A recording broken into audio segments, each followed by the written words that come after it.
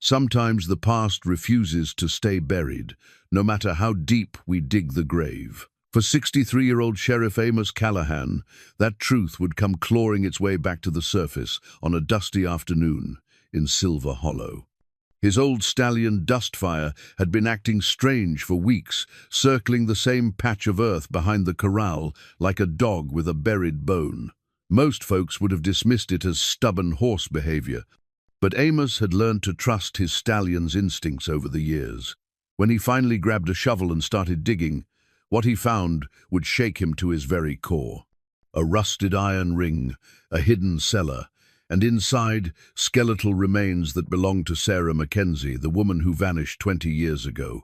The woman whose disappearance had haunted this town ever since. But what chilled Amos to the bone weren't just the remains. It was the stack of letters found beside them, each one bearing his own name in faded ink. What terrible secret had Sheriff Callahan buried all those years ago? Before we jump back in, tell us where you're tuning in from, and if this story touches you, make sure you're subscribed, because tomorrow I've saved something extra special for you. The morning sun cast long shadows across the dusty main street of Silver Hollow, painting the weathered storefronts in shades of amber and gold. Sheriff Amos Callahan stood on the porch of his office, a tin badge catching the early light on his chest, a badge he'd worn for 31 years, through drought and flood, through births and burials, through secrets that would break lesser men. At 63, Amos carried himself with the measured gait of a man who'd learned that most problems could wait until tomorrow, but some demanded immediate attention. His steel-grey hair was still thick beneath his well-worn hat, and his weathered hands showed the calluses of a man who'd never been afraid of honest work. The lines around his blue eyes spoke of squinting into too many sunsets, searching horizons for trouble that might never come, or trouble that had already arrived. Silver Hollow stretched before him like a painting from another time. Population 847 on a good day, fewer when the winter winds drove folks to warmer places. The general store, the barber shop, Doc Henley's medical practice, and Murphy's Tavern formed the heart of a community where everybody knew everybody else's business or thought they did. Behind the main buildings, modest homes with whitewashed fences and kitchen gardens spread out toward the rolling hills that cradled the town like protective arms. This was Amos's domain, his responsibility, his burden. He'd kept the peace here since before most folks could remember, settling disputes with a combination of common sense and quiet authority that had earned him 3 decades of respect. Children waved at him from schoolyard swings, their parents nodded with genuine warmth, and even the troublemakers seemed to straighten up when Sheriff Callahan walked by. But respect was a fragile thing, built over years and easily shattered in moments. Deputy Rosa Martinez emerged from the office, her dark hair pulled back in a practical bun, her uniform pressed crisp despite the early hour.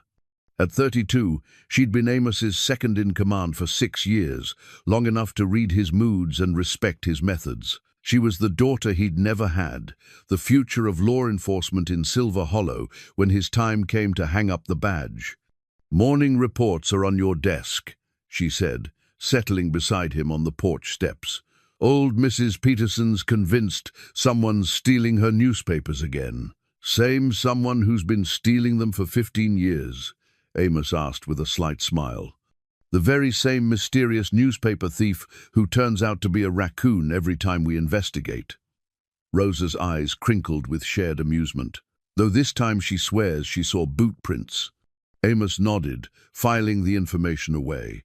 In a town like Silver Hollow, even raccoon disputes mattered. Every small concern addressed helped maintain the delicate balance that kept folks feeling safe in their beds at night. It was the accumulation of small kindnesses and careful attention that had built his reputation, brick by brick, year by year. Doc Henley's ancient pickup truck rattled past, trailing dust and the sound of a muffler that had given up hope years ago. Behind the wheel, Thomas Henley raised a weathered hand in greeting a gesture. Amos returned automatically, though something in the old doctor's expression seemed strained this morning.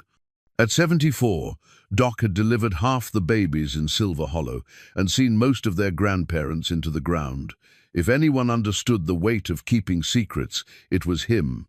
Mayor Patricia Walsh strode across the street with her characteristic brisk efficiency, her heels clicking against the wooden sidewalk. A woman in her late 50s who'd moved to Silver Hollow from the city 15 years ago.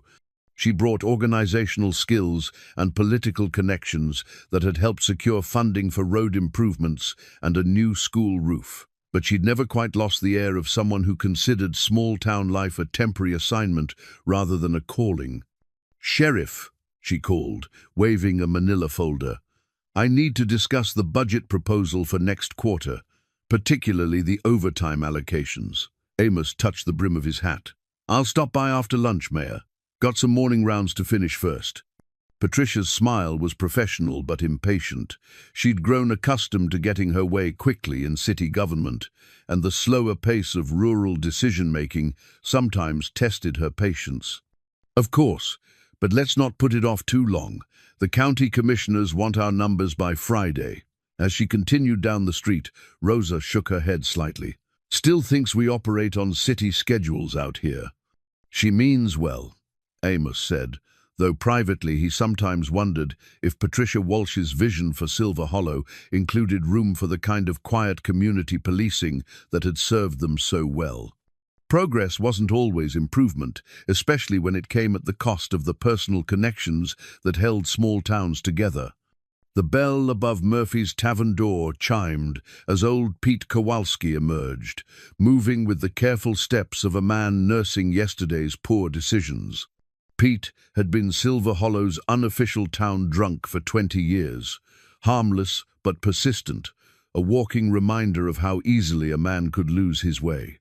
Amos had driven him home more times than either of them could count, and Pete had never once failed to thank him with genuine gratitude. "Morning, Sheriff," Pete called, squinting against the bright sunlight. "Beautiful day for reflecting on one's choices."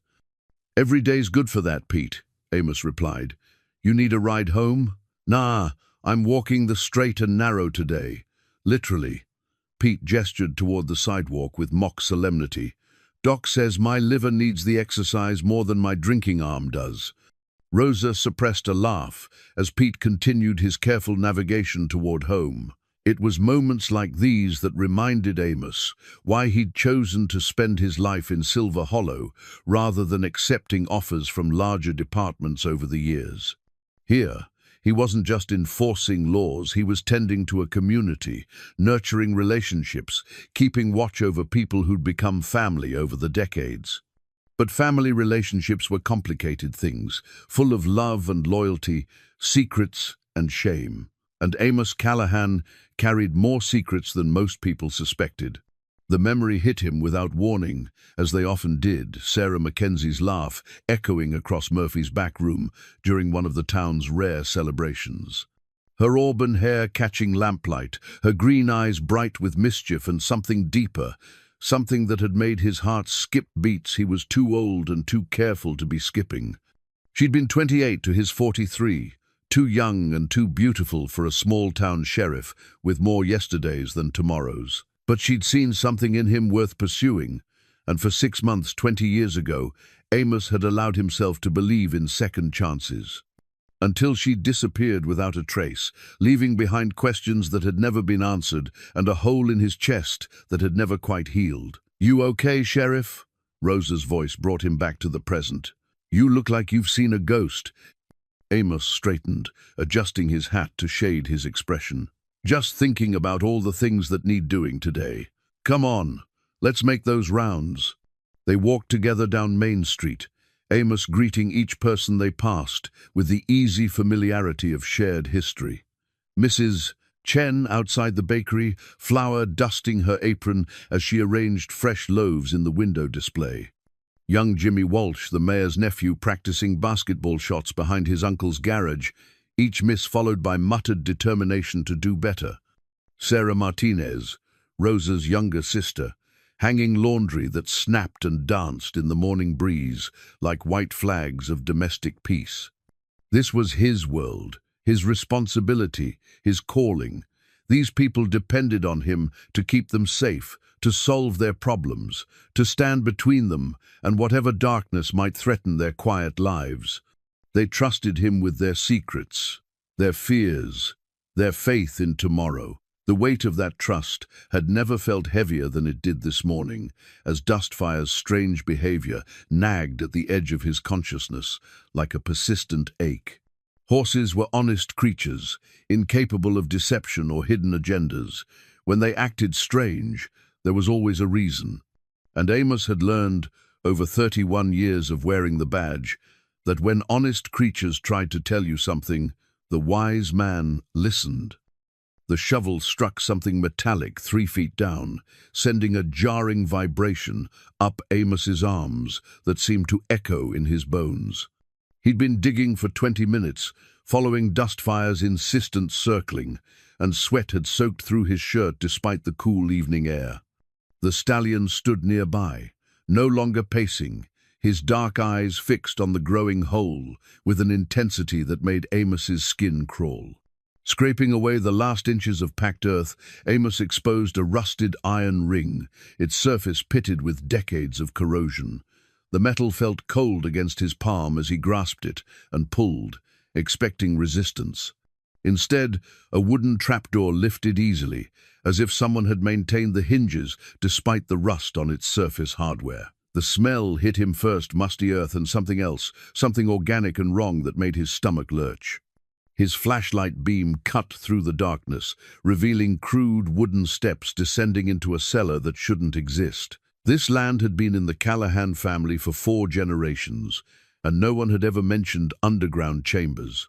Amos descended carefully, each step creaking under his weight.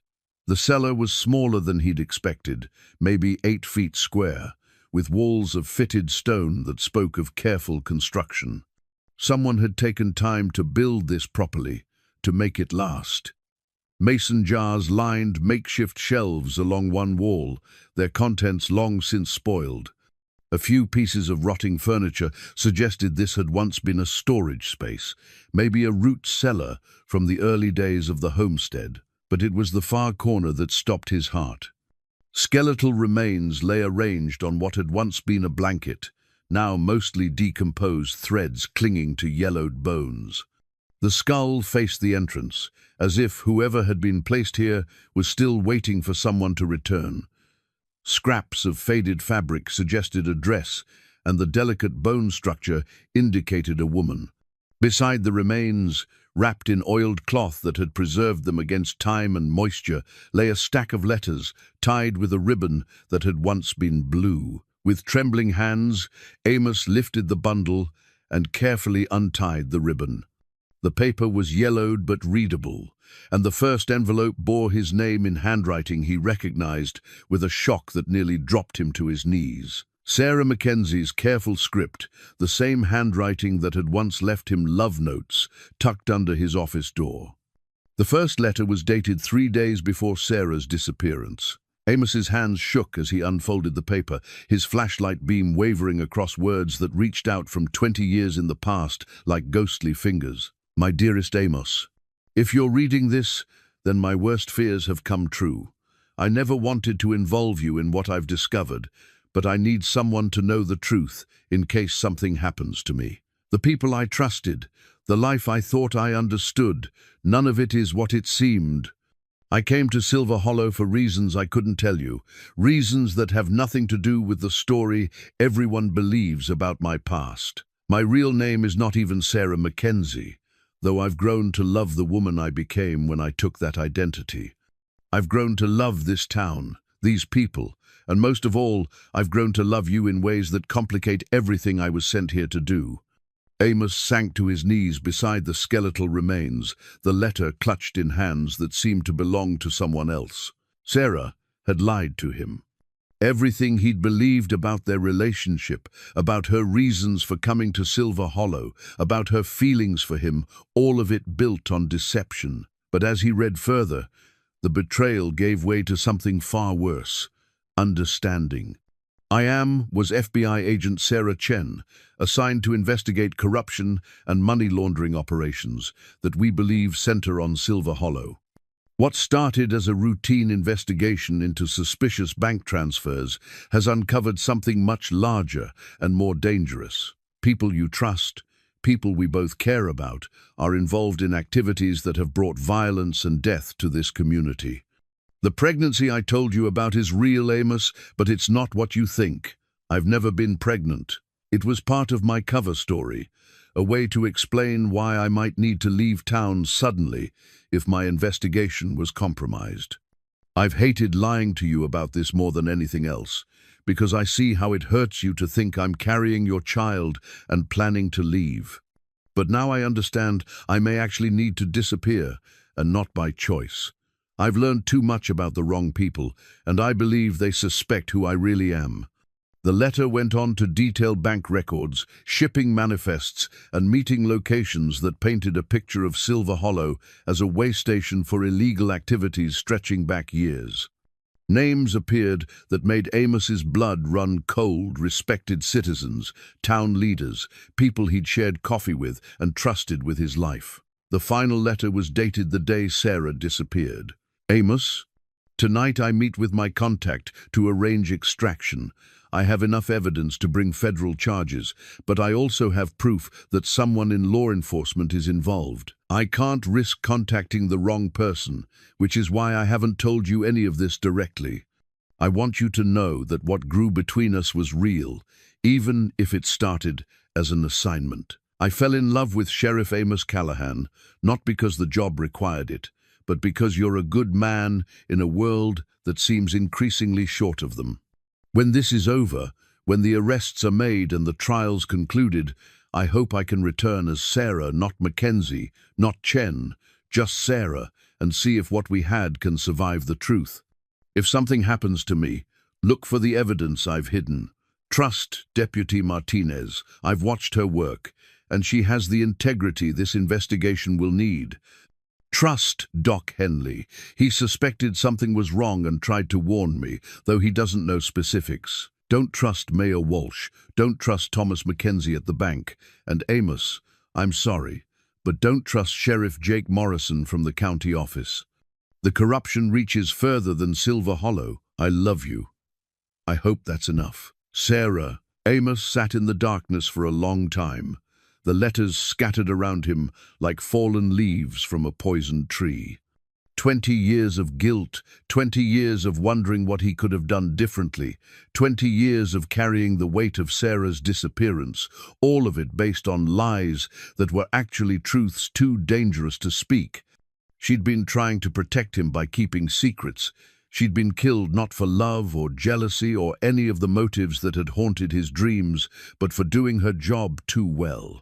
And whoever killed her had been living in Silver Hollow all this time, walking the same streets, sharing the same air, possibly even offering condolences on her disappearance while knowing exactly where she lay buried. A tarnished silver locket caught his flashlight beam, half hidden beneath the remains. Amos lifted it carefully, opening the delicate clasp with fingers that seemed too large and clumsy for such precise work. Inside was a photograph not of him, as he'd half expected and half dreaded, but of a young Asian woman with Sarah's eyes and smile, standing beside an elderly couple in front of what looked like a small restaurant. Her real family, her real life. Sarah Chen, FBI agent, daughter, probably sister and friend to people who'd never learned what happened to her. The weight of it settled on him like a stone, not just her death, but the knowledge that somewhere, people who loved her were still waiting for answers that only he could provide. Parents who'd buried an empty coffin or kept an empty bedroom unchanged, friends who wondered if they'd somehow failed her. Colleagues who'd mourned a fellow agent lost in the line of duty. Dustfire nickered softly from above, as if sensing his distress. The Stallion had led him here for a reason, had somehow known that the truth lay buried beneath their feet. But knowing the truth and knowing what to do with it were different things entirely. If Sarah was right, if corruption reached into county law enforcement and town leadership, then revealing what he'd found might put Rosa in danger, might destroy innocent lives caught in the crossfire, might bring federal attention that would tear Silver Hollow apart. But doing nothing meant Sarah's killers continued to walk free, continued to profit from whatever schemes had cost her life. It meant the people she died trying to protect remained in danger from threats they didn't even know existed. Amos carefully gathered the letters and placed them back in their protective wrapping. He took photographs of everything with his phone, though the images felt inadequate to capture the magnitude of what he'd discovered. Sarah's remains deserved better than a forgotten grave beneath someone else's property, deserved the dignity of a proper burial and the justice of a full investigation. But they also deserved to be handled carefully by someone who understood that the truth could be as dangerous as lies when released at the wrong time or to the wrong people. As he climbed back out of the cellar, Amos felt the weight of a new burden settling on his shoulders, heavier than the badge he'd worn for 31 years, heavier than the trust of 847 people who depended on him to keep them safe. He was carrying the last wish of a dead federal agent, the hope of a family that would never stop grieving, and the responsibility of bringing justice to a town that might not survive, learning how deeply corruption had taken root in its foundations. But Sarah Chen had trusted him enough to leave behind a trail that led to this moment. The least he could do was prove worthy of that trust, even if it cost him everything he'd spent 3 decades building. Amos spent the next 3 days carrying Sarah's letters in his jacket pocket, like a man nursing a heart attack, the truth burning against his chest, too dangerous to share and too important to ignore. He moved through his daily routines with mechanical precision, responding to Mrs. Peterson's raccoon complaints and mediating fence-line disputes between neighbors, but his mind remained fixed on those handwritten pages that had rewritten 20 years of his life. The love letters, that's what he'd started thinking of them as. Despite their darker contents, revealed layers of deception and truth so intertwined that separating them felt like trying to unravel a rope while hanging from it. Sarah had loved him, but she'd also been using him. She'd been protecting him by lying, but also endangering him by staying. Every tender moment they'd shared now carried the weight of her hidden mission, every kiss shadowed by the knowledge that she'd been trained to manipulate emotions for the greater good. But the greater good had gotten her killed, and 20 years later, her killers were still walking free. On Thursday morning, Amos unlocked his office before dawn and spread Sarah's case file across his desk, the official one from 1004, thin as tissue paper and just as transparent. Missing person report, filed by her landlady, Mrs. Cordova, who'd grown concerned when Sarah hadn't collected her mail for 3 days.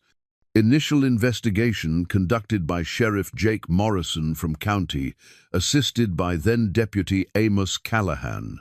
Reading his own reports from 2 decades ago felt like examining evidence from someone else's life. Deputy Callahan had been thorough, but not suspicious, professional, but not probing. He documented Sarah's personal effects, interviewed her few acquaintances, checked bus stations and airports within 100 miles. He'd followed procedure exactly, never pushing beyond the obvious explanations, never questioning why a young woman might disappear from a small town with nothing but the clothes on her back. But Deputy Callahan hadn't known he was investigating the disappearance of someone he loved. He'd been protecting himself from emotions that might compromise his objectivity, maintaining the professional distance that good police work required. Sheriff Callahan, reading those same reports 20 years later, could see every place where personal involvement might have led to different questions, deeper investigation, connections that Deputy Callahan had been too careful to make. The witness interviews were particularly painful to review. Mrs. Cordova describing Sarah as quiet but friendly, kept to herself mostly, seemed like she might be running from something. Jim Bradley at the general store, mentioning that Sarah always paid cash and never bought more than she could carry in one trip. Doc Henley, noting that Sarah had asked unusual questions about local families during her single visit to his office for a minor cut on her hand. All of it suggested someone living temporarily, someone prepared to leave quickly, someone gathering information rather than putting down roots. But 20 years ago, Deputy Callahan had interpreted these behaviors as evidence of a troubled past rather than an active investigation. The financial records Sheriff Morrison had obtained told a similar story of careful impermanence. Sarah's bank account contained exactly $1,700, deposited in cash over 6 months. No checks, no electronic transfers, no paper trail connecting her to any outside institution. Her landlady had been paid 6 months in advance, also in cash. She'd owned a 12-year-old Honda Civic with New Mexico plates, which had disappeared with her. But Agent Sarah Chen would have had FBI resources, federal backup, sophisticated surveillance equipment. Where were the tools of her trade? Where was her real identity, her federal credentials, her contact protocols with headquarters? Amos locked the case file back in his desk and walked to the Silver Hollow Public Library, a granite building that had served the community since 1923, when railroad money still flowed through town like water from a broken dam. Librarian Helen Kowalski, Pete's daughter-in-law, and the closest thing Silver Hollow had to a research specialist, looked up from her catalog system with surprise. "Morning, Sheriff. Don't usually see you before noon on a Thursday." "Research project," Amos said, settling at one of the library's 2 computer terminals. "Need to look up some old newspaper archives." Helen's eyebrows rose slightly, but she respected the unspoken rule that everyone's reading choices deserved privacy. "Internet's working today, which is more than I can say for yesterday. Holler if you need help with the database searches." The Silver Hollow Gazette had been publishing weekly since 1889, with digital archives going back to 1995. Amos started with the week surrounding Sarah's disappearance, reading each edition carefully for details he might have missed or forgotten. The initial story was front-page news, in a town where most front-page stories involved high school football scores and county fair results. "Local woman disappears without trace," ran above a photograph of Sarah that Amos remembered too well, her official ID photo from the DMV, formal and impersonal, nothing like the laughing woman who'd shared coffee with him on quiet Sunday mornings. But reading deeper into the digital archives, searching for patterns and connections, Amos began to notice things that Deputy Callahan had been too close to see. In the 6 months before Sarah's disappearance, the Gazette had run an unusual number of stories about business developments and civic improvements. New investors expressing interest in Silver Hollow's development potential. Construction contracts awarded to out-of-state companies with impressive credentials and vague project descriptions. A proposed rail spur that would connect Silver Hollow more directly to interstate commerce. All of it suggested money flowing into town from sources that hadn't existed before Sarah arrived and dried up shortly after she disappeared. Amos cross-referenced names and dates, building a timeline that painted Silver Hollow not as the sleepy community he'd always known, but as a place briefly touched by outside interest and outside money. Mayor Patricia Walsh had been instrumental in courting these investments, according to the news reports. Thomas Mackenzie at the bank had facilitated loans and property transfers. Even Sheriff Morrison had been quoted expressing support for responsible development that respects our community values while embracing economic opportunity. By noon, Amos had filled 3 pages with notes and connections, but he was no closer to understanding what had brought FBI attention to Silver Hollow or who had killed Sarah Chen to stop her investigation. He was, however, beginning to suspect that the woman he'd known as Sarah Mackenzie had uncovered something significant enough to justify maintaining deep cover for 6 months and significant enough to kill for when discovery became likely. Walking back to his office, Amos noticed Martha Henley tending the flower boxes outside Doc's medical practice. At 72, Martha had lived in Silver Hollow longer than anyone except Pete Kowalski, and her memory for local gossip was encyclopedic. She looked up as Amos approached, her weathered hands still graceful as they arranged late-season chrysanthemums. "Sheriff Callahan," she said with the warm smile that had greeted him for 30 years. "Lovely morning for reflection." "Indeed it is, Mrs. Henley. Those flowers are beautiful as always." Martha's hands paused in their work, and something in her expression grew thoughtful. "You know, I was just thinking about gardens and how things that seem dead sometimes come back to life when conditions are right. Amazing how the earth holds on to things, keeps them safe until the time comes for truth to bloom again." The words were casual, conversational, but Amos felt his pulse quicken. Martha Henley was known for speaking in metaphors, but this felt different, more pointed, more deliberate. "I imagine gardeners see a lot of things over the years," he said carefully. "Changes in the soil, unusual growth patterns, things that don't quite match what was planted."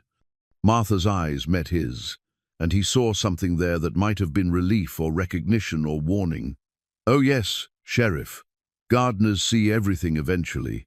And sometimes we see things we're not supposed to see, things that make us wonder if we should speak up or keep quiet for the sake of everyone's peace of mind." She returned to her flower arrangement, but her voice carried clearly in the still air. "I always told Thomas Doc, that secrets are like weeds. Leave them alone and they spread. Try to pull them up carelessly and you might damage the good plants growing nearby. But sometimes, Sheriff, sometimes the weeds have to be removed, no matter how much disruption it causes the garden." Amos felt the weight of Sarah's letters in his pocket, the burden of knowledge that was changing how he saw everything familiar around him.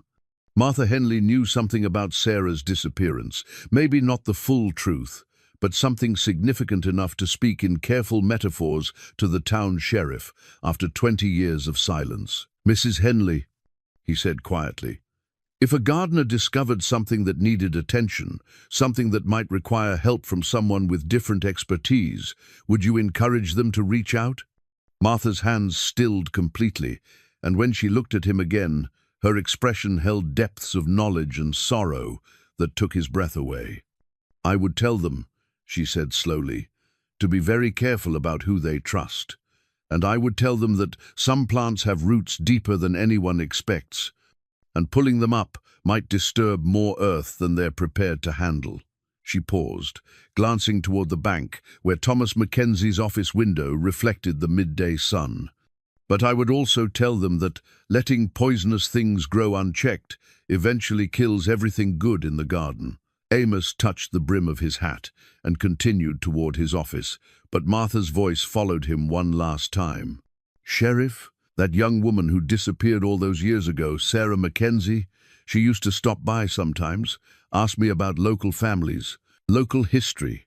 Said she was interested in understanding the community she'd joined. I always thought she was running from something, but now I wonder if she was running toward something instead." The implication hung in the air between them like morning mist, substantial enough to feel, but too delicate to grasp directly. Martha Henley suspected the truth about Sarah's real purpose in Silver Hollow, had suspected it for 20 years, and was finally ready to share that suspicion with someone who might be able to act on it. But she was also warning him about the dangers of digging too deep, of trusting the wrong people, of underestimating how far corruption might reach. As Amos unlocked his office door, he realized that his investigation into Sarah's murder had already begun to change him. He was no longer the sheriff of a peaceful community with simple problems and straightforward solutions.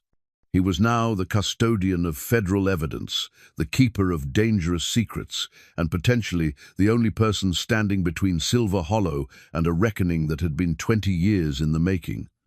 The missing person report lay open on Amos's desk like a wound that wouldn't heal, its pages yellowed with age, but still bleeding secrets he was only beginning to understand.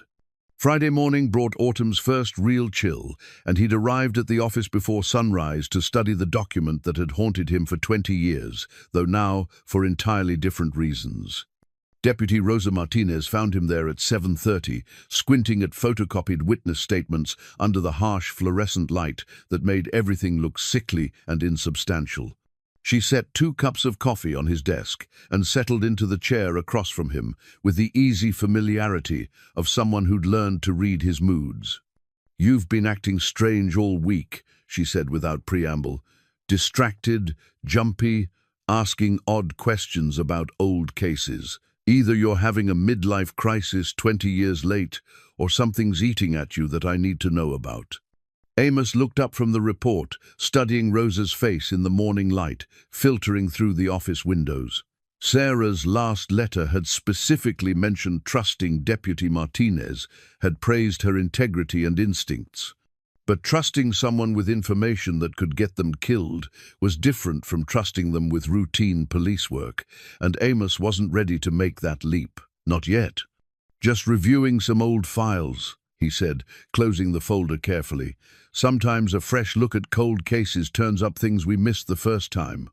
Rosa's dark eyes remained fixed on his face, reading the lie as clearly as if he'd written it on paper. The Sarah Mackenzie case. It wasn't a question, and Amos felt his carefully maintained composure crack slightly. "What makes you say that?" "Because it's the only case that's ever made you look like you're carrying the weight of the world. And because Mrs. Henley called this morning, said she'd had an interesting conversation with you yesterday about gardens and secrets." Rosa leaned forward, her voice dropping to a tone that brooked no argument. "Sheriff, I've worked with you for 6 years. I know when you're investigating something you can't talk about, and I know when you need backup, whether you admit it or not." The internal debate lasted perhaps 10 seconds, weighing Sarah's warnings about corruption against his growing certainty that Rosa Martinez was exactly who she appeared to be, a good cop with integrity that couldn't be bought or threatened. Sometimes trust was a luxury, sometimes it was a necessity. "If I told you I'd found new evidence in the Mackenzie case," he said slowly, "evidence that suggested her disappearance involved more than anyone realized at the time, would you be willing to help investigate without asking too many questions about how I came by the information?" Rosa's expression grew serious. "Depends on the evidence and what kind of help you need, but generally, yes." Amos pulled out copies he'd made of Sarah's letters, keeping the originals locked in his home safe, and spread them across the desk. "Read these. Take your time. And Rosa, what you're about to learn doesn't leave this room until we figure out what to do with it." She read in silence for 20 minutes, her expression shifting from curiosity to shock to grim understanding. When she finally looked up, her face carried the same weight that had been pressing on Amos's shoulders since Tuesday night. "She was FBI," Rosa said quietly. "She was investigating corruption here in Silver Hollow, and someone killed her for it. That's what the evidence suggests." "And you were—" Rosa hesitated, clearly trying to find a diplomatic way to address the personal dimension of the case. "I was involved with her," Amos said simply. "Thought I loved her, thought she loved me back. Turns out the relationship was more complicated than I understood at the time." Rosa nodded, her expression compassionate but professional. The letters suggest her feelings were real, even if the circumstances weren't what they seemed. "Maybe. Or maybe she was just very good at her job." Amos gathered the letters carefully. "Either way, someone killed a federal agent and buried her in an unmarked grave. That's murder, and it's been unsolved for 20 years. What's our next step?" The question carried weight beyond its simple words. Rosa was committing herself to an investigation that could destroy careers, relationships, maybe lives. She was trusting Amos's judgment about evidence that implicated respected members of their community. She was choosing justice over safety, truth over comfort. "We need to understand what Sarah was really investigating," Amos said. "The letters mentioned bank records, shipping manifests, meeting locations. We need to figure out what illegal activity was significant enough to bring federal attention to Silver Hollow." They spent the morning researching property transfers and business licenses from the period around Sarah's disappearance, building a timeline of economic activity that painted Silver Hollow as busier than anyone remembered. Rosa proved surprisingly adept at following paper trails, her accounting background helping her spot irregularities that Amos would have missed. "Look at this," she said, pointing to a series of property transactions from late 2003. Three different out-of-state companies bought land around Silver Hollow within 2 months of each other. Agricultural land, mostly, but also some mineral rights and water access. Then all three companies were dissolved within 6 months of Sarah's disappearance. Amos studied the documents, noting names and dates. Shell companies. Someone was buying up land through intermediaries, probably planning some kind of development project, or using the land for something that required privacy and isolation, Rosa said grimly. The mineral rights purchases are particularly interesting. Why would agricultural investors need subsurface rights unless they were planning to dig? The implication hung between them like a storm cloud. Drug trafficking, weapons smuggling, money laundering, all of them required secure locations where shipments could be received, processed, and redistributed without attracting attention. Silver Hollow's location, along old railroad routes and county roads, made it an ideal way station for illegal activities. At noon, they drove to the bank, where Thomas Mackenzie served as president, a position he'd held since his father's retirement 15 years earlier. The Mackenzie family had been pillars of Silver Hollow for 3 generations, respected for their financial stewardship and community involvement. Thomas was 55, married to his high school sweetheart, father of 2 successful children who'd moved to larger cities but returned for holidays and family celebrations. He was also Sarah Mackenzie's supposed brother, the man who'd filed the missing person report and handled her few financial affairs after her disappearance. Thomas greeted them with the warm professionalism he'd perfected over decades of small-town banking, his office decorated with photographs of community events and family milestones that testified to a life lived in service to others. But Amos noticed something new in the man's eyes, a wariness that hadn't been there a week ago, a caution that suggested awareness of changing circumstances. "Sheriff, Deputy Martinez," Thomas said, gesturing toward the comfortable chairs arranged around his desk. "What can I do for you today?" "We're reviewing some old cases," Amos said carefully, "including your sister's disappearance. I know it's been 20 years, but sometimes fresh eyes spot things that were overlooked initially." Thomas's expression grew pained, though whether from genuine grief or carefully practiced performance, Amos couldn't tell. "Of course, Sheriff, anything that might help bring closure to that terrible time."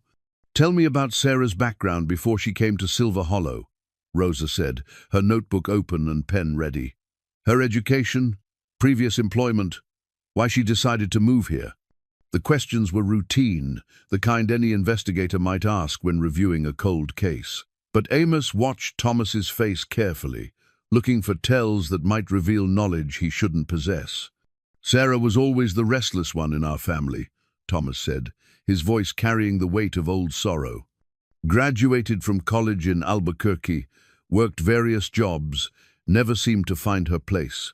She said she wanted to try small-town life, see if she could put down roots somewhere quiet and safe." "What about her personal life? Relationships, friendships, anyone who might have followed her here or wanted to harm her?" Thomas shook his head, but something flickered in his expression too quick to identify, too deliberate to ignore. "Sarah was private about such things.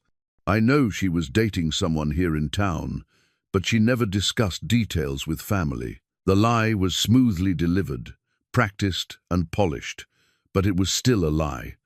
According to Sarah's letters, Thomas Mackenzie had pressured her to leave town quietly when he discovered her pregnancy, a pregnancy that had been fictional, part of her cover story. Which meant Thomas had known more about Sarah's personal life than he was admitting, had been involved in her decision-making in ways that contradicted his current story. "Bank records from that time show several cash deposits to Sarah's account," Rosa said, consulting her notes. "Large amounts, always in cash, no clear source. Do you remember her mentioning any employment or income streams?" "She worked odd jobs, I think. House cleaning, some bookkeeping for local businesses. Sarah always preferred cash payments, said it helped her manage her budget better." "Another lie, or at least a significant omission. FBI agents had steady salaries and federal benefits. They didn't need odd jobs to support themselves. But Agent Sarah Chen might have taken such work as cover for her investigation, accessing businesses and homes that could provide intelligence about illegal activities. They talked for another 20 minutes, Thomas providing reasonable answers to routine questions while carefully avoiding any information that might suggest deeper knowledge of Sarah's true circumstances. Amos left the bank with more questions than answers, but also with growing certainty that Thomas Mackenzie knew far more about his sister's disappearance than he'd ever admitted. Walking back to the office, Rosa spoke quietly about their next steps.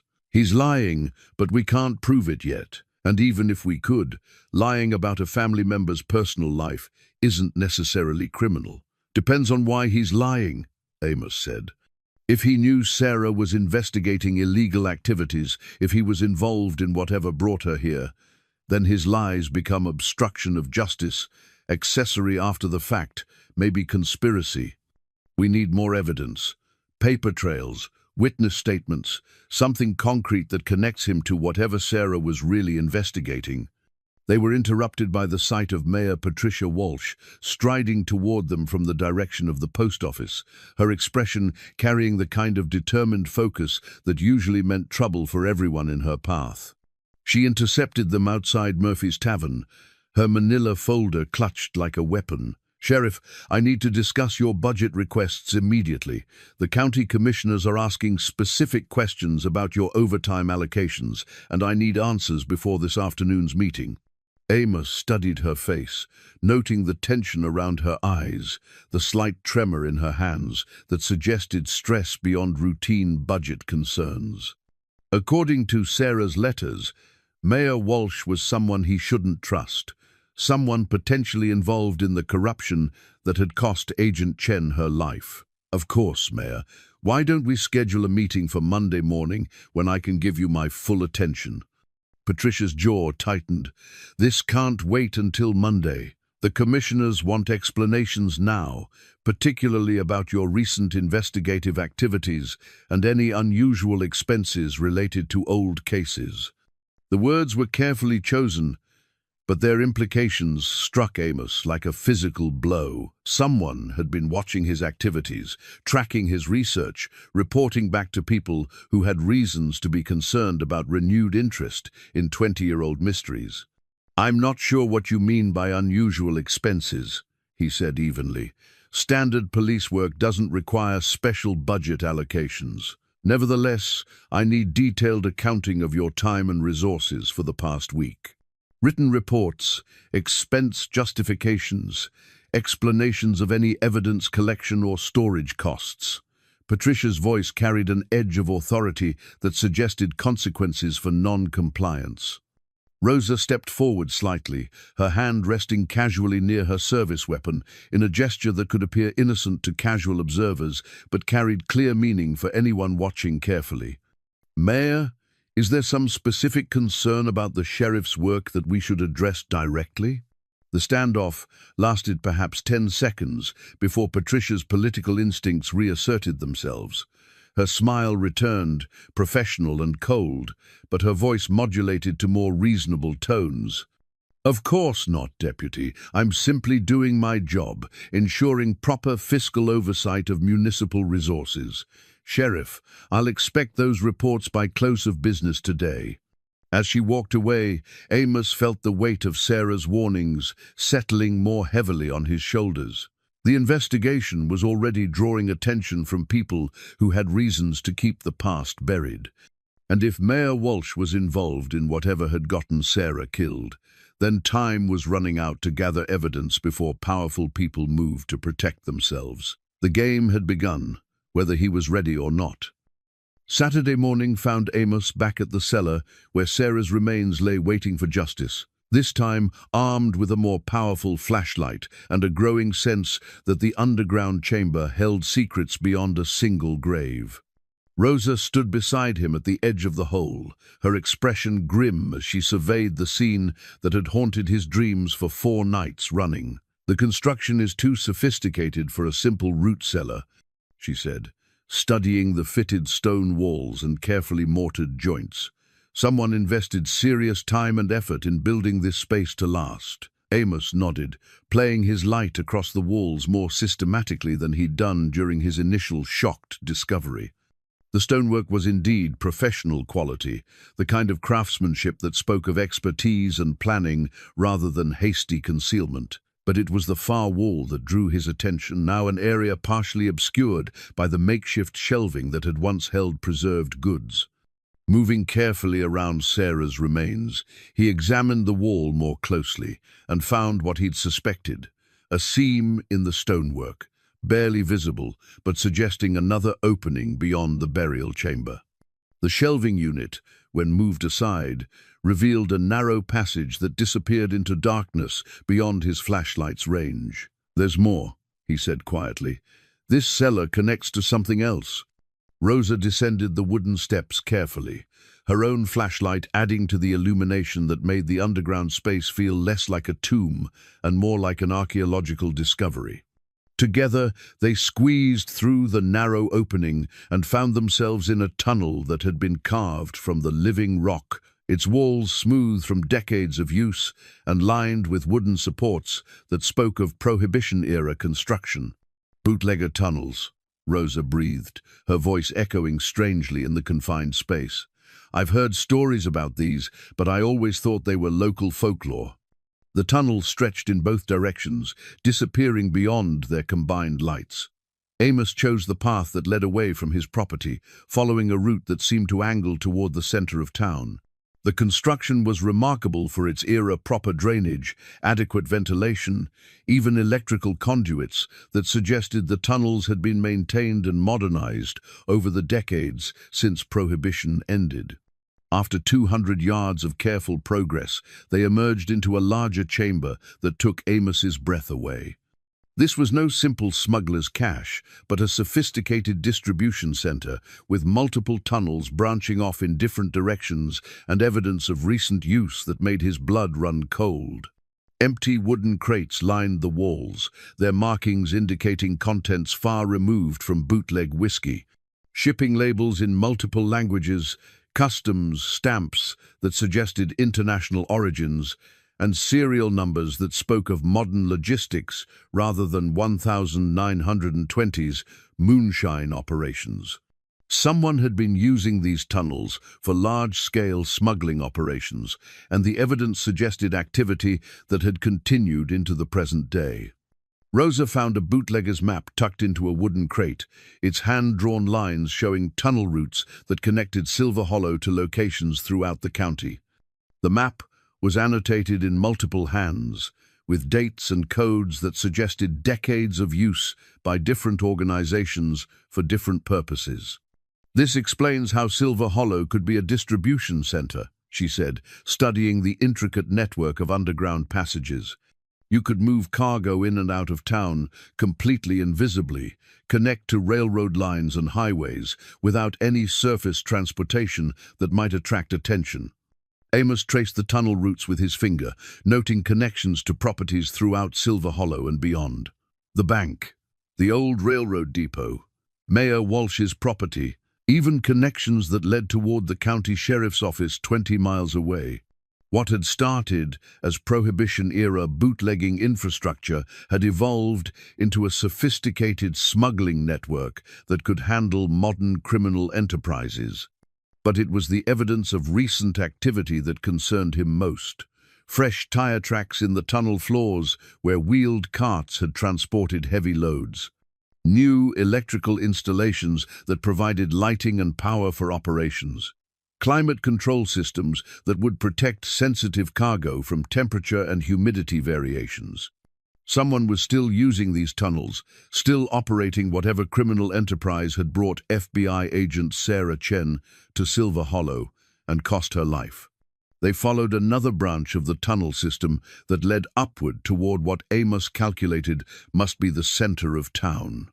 After a steep climb through increasingly well-maintained passages, they emerged through a concealed entrance into the basement of Mackenzie's bank. The very institution where Thomas Mackenzie had sat across from them 24 hours earlier, lying smoothly about his knowledge of Sarah's activities.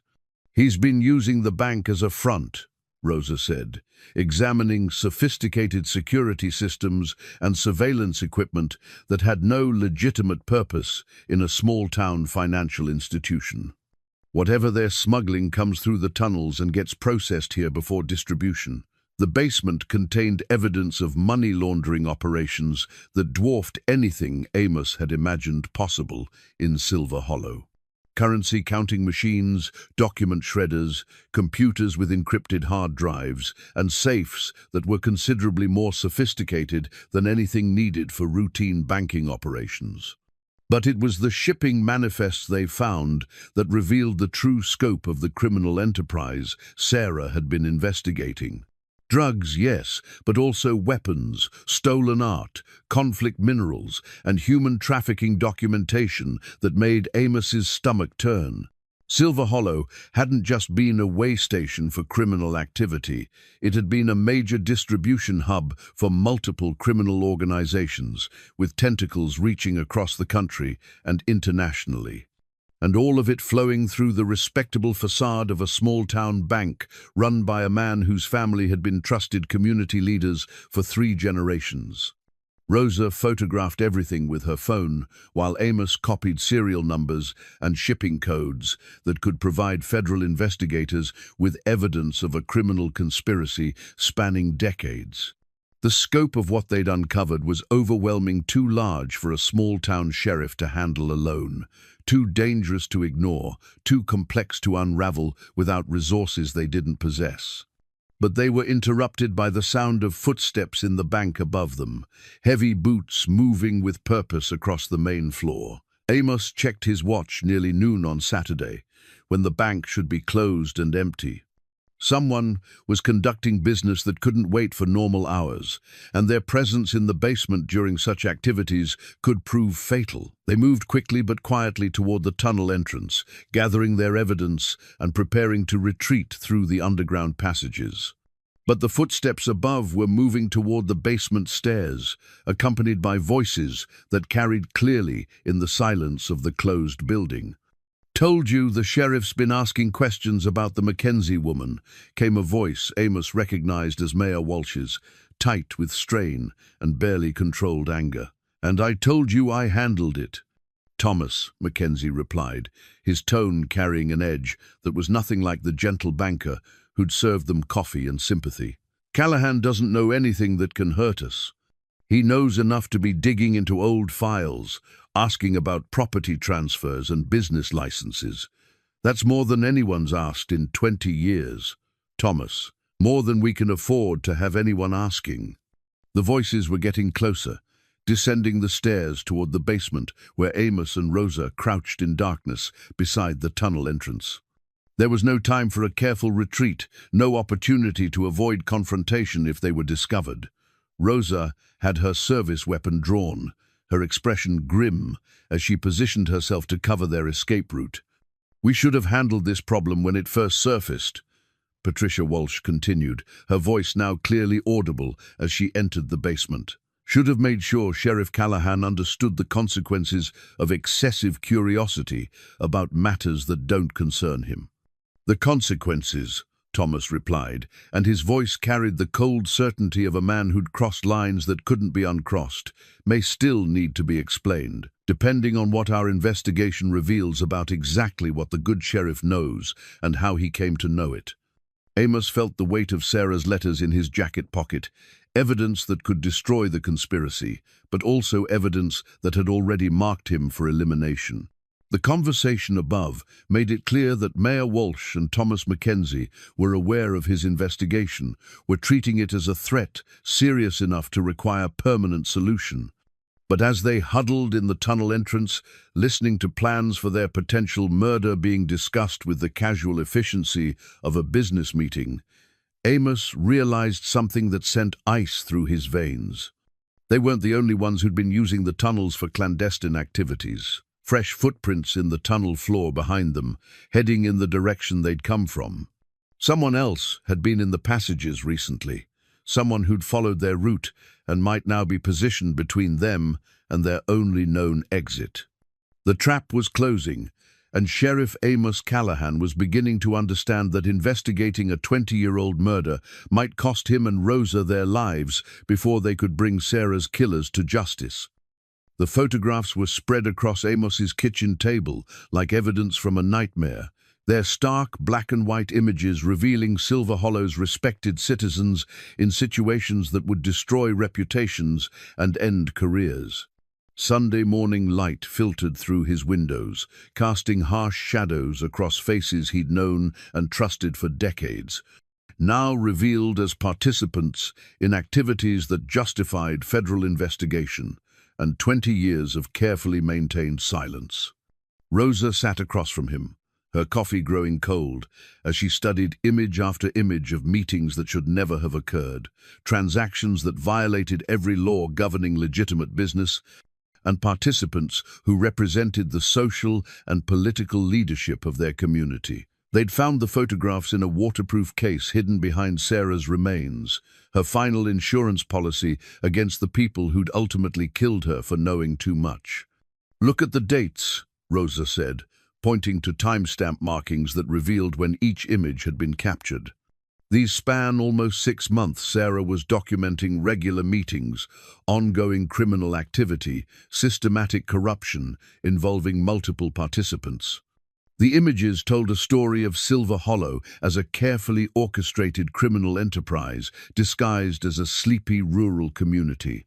Mayor Patricia Walsh meeting with men in expensive suits whose faces suggested connections to organized crime. Thomas Mackenzie counting stacks of cash that dwarfed any legitimate banking transaction. Sheriff Jake Morrison from the county office, accepting envelopes that clearly contained more than routine correspondence. But the most damning photographs showed participants Amos recognized from everyday interactions over the years. Doc Henley's participation explained his wife's cryptic warnings about secrets and gardens. He'd been compromised by whatever illegal activities had funded Silver Hollow's recent prosperity. Even Pete Kowalski appeared in several images, his alcoholism apparently a cover for activities that required him to be seen as harmless and overlooked. She was building a federal case, Amos said, studying photographs that documented money laundering, drug distribution, and what appeared to be human trafficking coordination. 6 months of undercover work, systematic evidence gathering, probably planning to bring in FBI teams for coordinated arrests that would have dismantled the entire operation. Rosa nodded grimly, until someone figured out who she really was and eliminated the threat. The blackmail potential of such photographs was enormous enough to explain why Sarah's investigation had ultimately gotten her killed, why her remains had been hidden rather than simply disposed of, why the criminal enterprise had continued operating for 20 years after her murder. Someone had wanted to ensure her evidence remained buried with her, unable to surface and threaten the carefully constructed facade of respectability that allowed Silver Hollow's illegal activities to continue. But now the photographs were above ground, in the hands of law enforcement officers who couldn't be bought or intimidated into silence. The question was what to do with evidence that implicated most of Silver Hollow's leadership in federal crimes, while potentially putting innocent citizens at risk from violent criminals who'd already killed to protect their secrets. Amos's phone rang, interrupting their analysis with a sound that seemed obscenely normal, given the gravity of what they'd uncovered. The caller ID showed Mayor Walsh's office number, and something in the timing felt deliberate and ominous.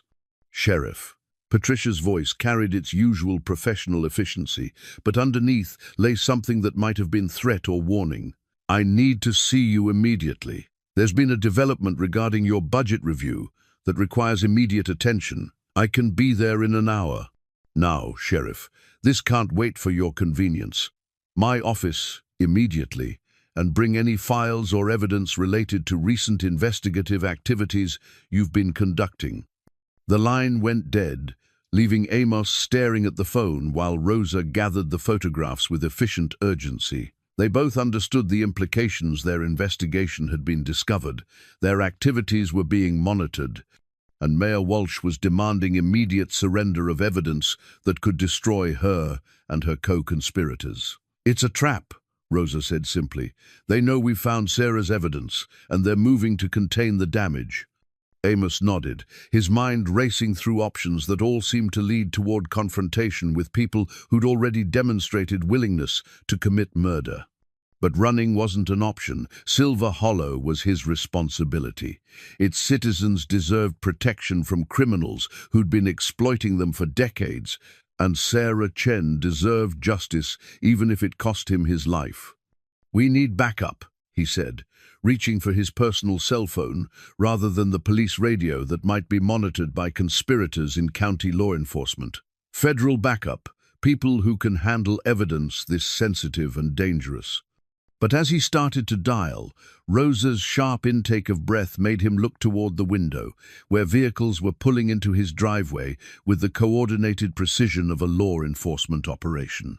3 black SUVs, county sheriff's vehicles, and what appeared to be federal agents in unmarked cars, a show of force that suggested the trap was already closing around them. "Back door," Rosa said urgently, gathering the photographs and Sarah's letters into a waterproof bag. "We can reach the tree line before they establish a perimeter." They moved quickly through Amos's house, collecting evidence and preparing for flight from their own colleagues, from people who should have been allies in the pursuit of justice. But as they reached the kitchen door, Amos stopped, his hand on the knob, his conscience warring with his survival instincts. "I can't run, Rosa. This is my town, my responsibility. These are my people, and they deserve better than having their sheriff flee when things get dangerous. They deserve having their sheriff alive to bring justice," she replied firmly. "Dead heroes don't solve crimes or protect communities." The sound of vehicles surrounding the house grew louder, doors slamming, and voices coordinating what appeared to be a tactical approach to apprehension. But mixed with the official voices were others that Amos recognized: Thomas Mackenzie, Mayor Walsh, even Doc Henley, speaking with the authority of people who'd been planning this confrontation. Which meant the approaching law enforcement officers were either compromised or operating on false information provided by conspirators who needed to eliminate witnesses to 20 years of criminal activity. Rosa's phone buzzed with a text message that made her expression go pale. She showed Amos the screen. "Sheriff station surrounded. Your house surrounded. Surrender evidence or civilians start dying. Clock starts now." The message was unsigned, but its implications were clear. Whoever was coordinating the response to their investigation had moved beyond threats and warnings to active hostage-taking, using Silver Hollow's innocent citizens as leverage to force surrender of evidence that could destroy the criminal enterprise. "They're not just trying to silence us," Amos said grimly. "They're threatening the entire town to protect their operation." Through the kitchen window, he could see Mrs. Peterson being escorted from her house by men in tactical gear, her elderly frame shaking with fear as she was loaded into one of the black SUVs. Similar scenes were playing out throughout the neighborhood, citizens being detained under the guise of protective custody, actually serving as human shields to prevent law enforcement response. The conspiracy had revealed its true scope and ruthlessness, demonstrating that it commanded resources and personnel far beyond a small-town criminal enterprise. This was organized crime with federal connections, professional criminals with access to law enforcement equipment and authority, people who could manipulate official channels to eliminate threats while maintaining plausible deniability. But as Amos watched his neighbors being systematically detained by people claiming to be protecting them, he realized that running was no longer an option, even if his conscience allowed it.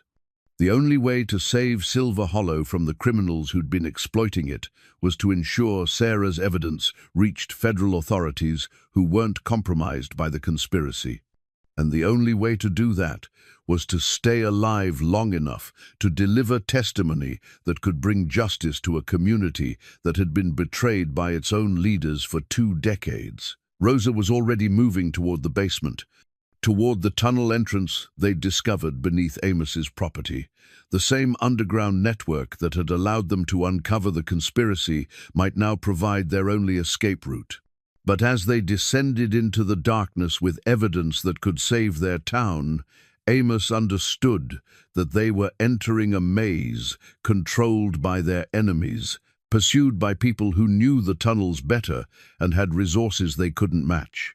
The hunt for Sheriff Amos Callahan and Deputy Rosa Martinez had begun, and the stakes were no longer just justice for Sarah Chen, but survival for everyone who called Silver Hollow home.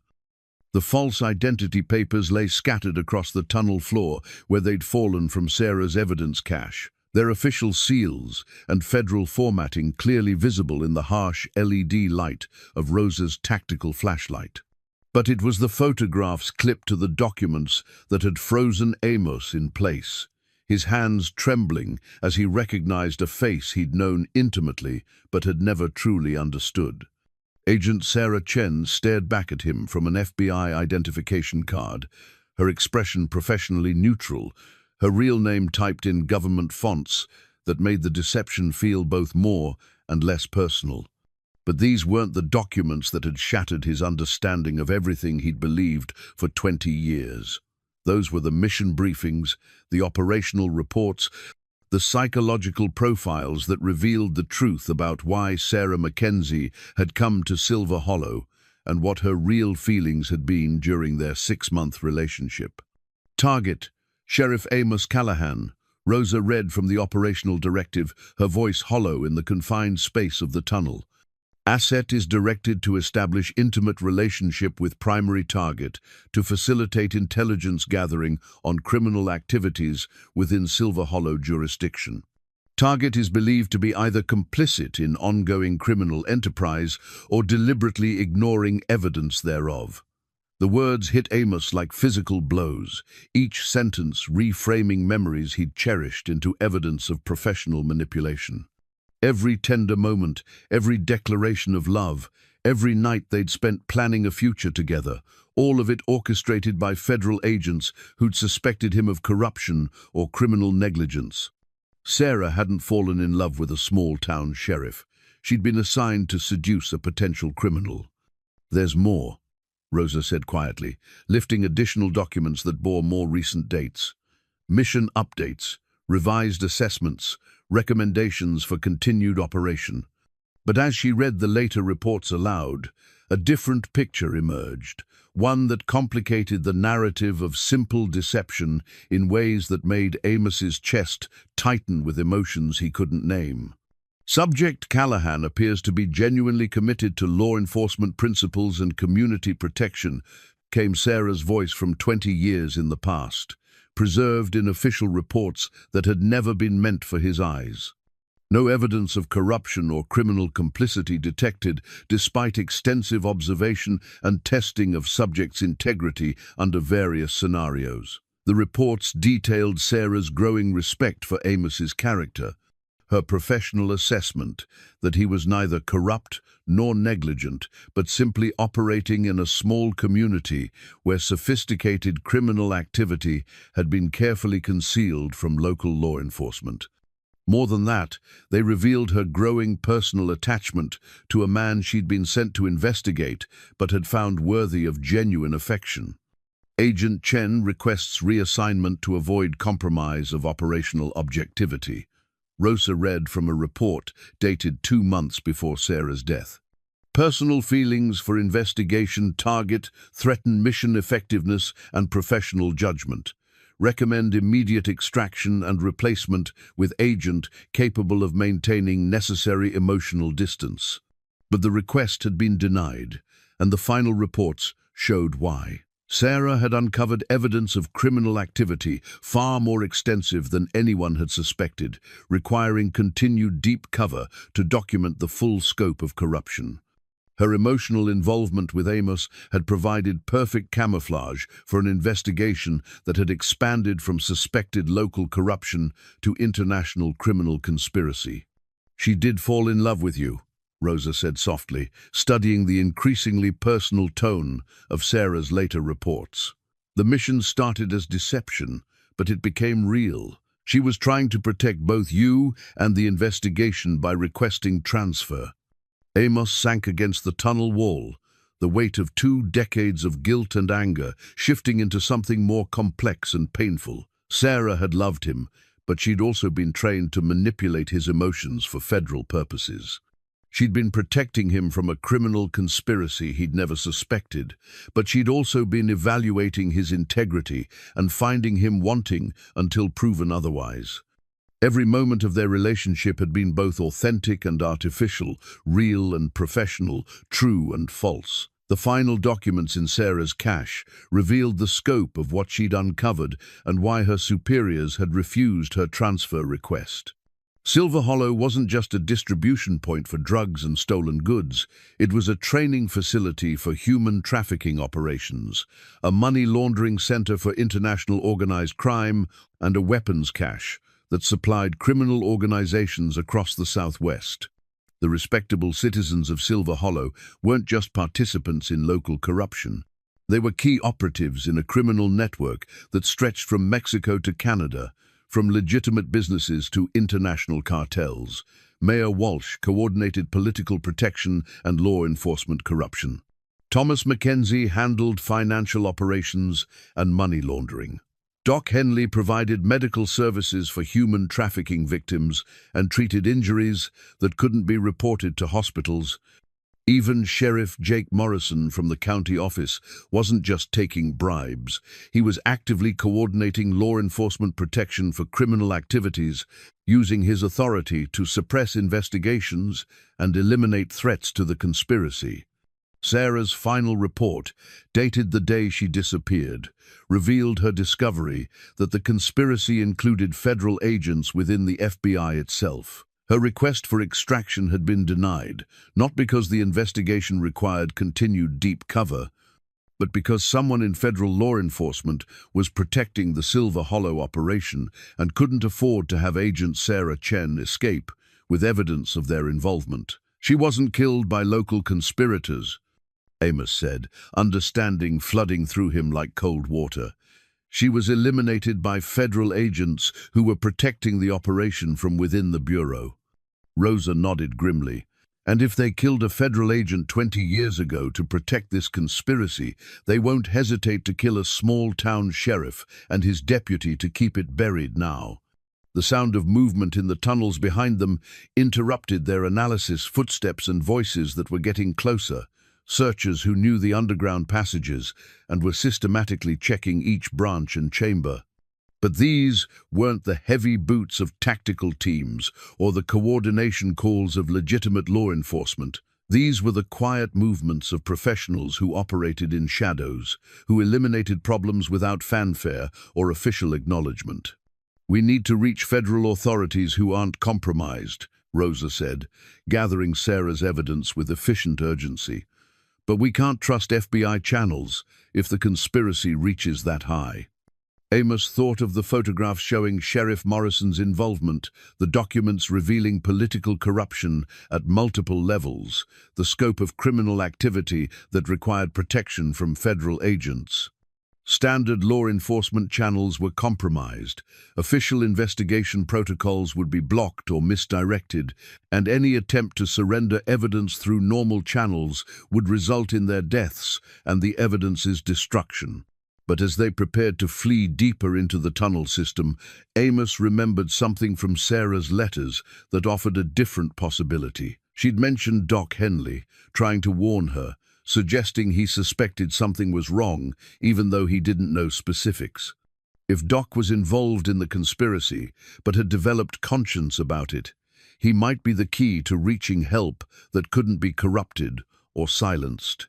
The gamble was enormous, approaching someone who appeared in Sarah's photographs as a co-conspirator, trusting that 20 years of guilt and community connection might outweigh criminal loyalty. But with federal agents hunting them in tunnels that favored their pursuers, and with innocent civilians being held hostage to ensure their silence, conventional options had run out. "We're going to Doc Henley's house," Amos decided. "If he's the weak link Sarah thought he might be, he's our only chance to get evidence to people who can act on it." Rosa's expression showed skepticism about trusting a documented criminal, but she also understood that survival sometimes required impossible choices. They gathered Sarah's evidence and prepared to navigate tunnel passages toward a confrontation that would either save Silver Hollow or ensure their deaths accomplished. Nothing, except adding 2 more bodies to a conspiracy that had already lasted 20 years too long. Behind them, the footsteps were getting closer, and ahead lay darkness that might contain salvation or deeper betrayal. But Agent Sarah Chen had died trying to bring justice to Silver Hollow, and Sheriff Amos Callahan wasn't going to let her sacrifice be meaningless, even if honoring it cost him everything he'd spent his life protecting. The final recording device had been hidden behind a loose stone in the tunnel wall.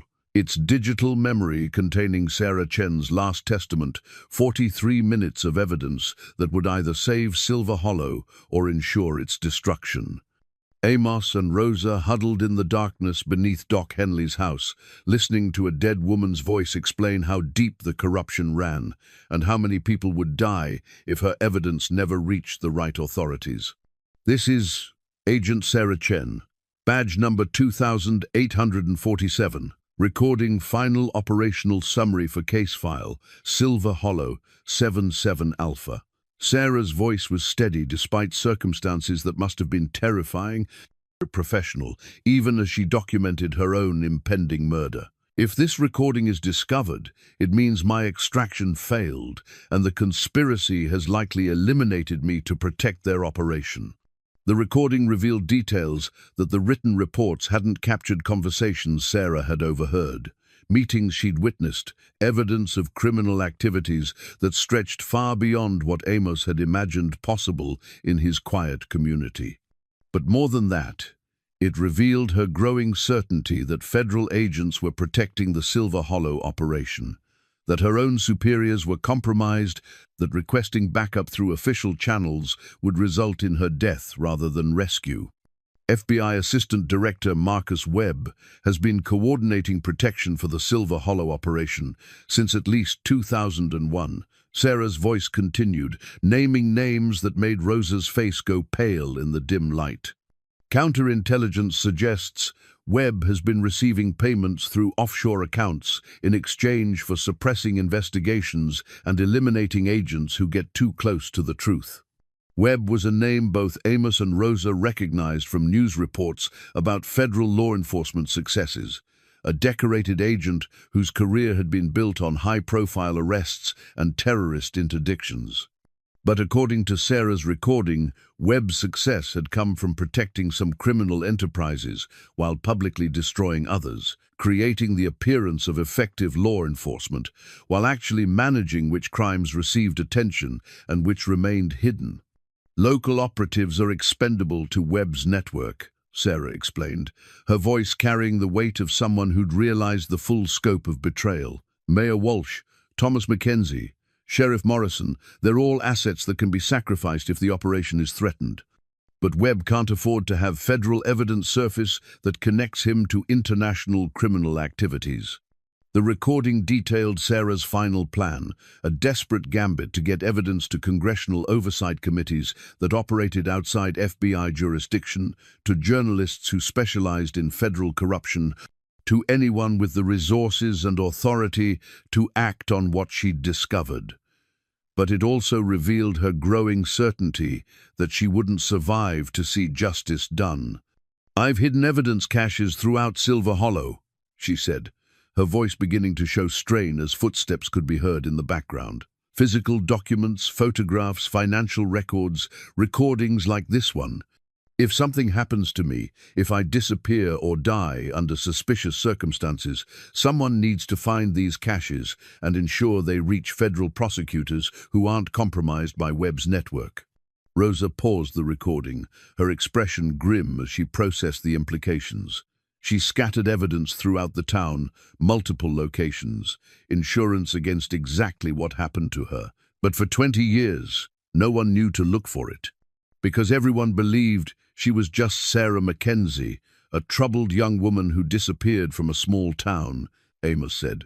No one suspected they should be searching for federal evidence or investigating FBI corruption. They were interrupted by the sound of footsteps above them.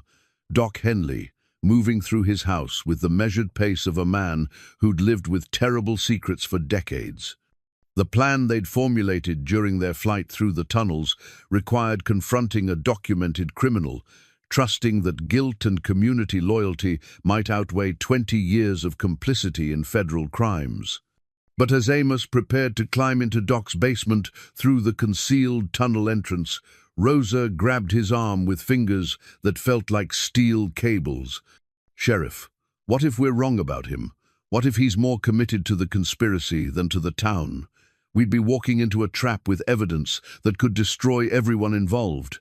The question hung between them, like a weight that threatened to crush whatever hope they'd maintained during their underground flight from federal agents who wanted them dead.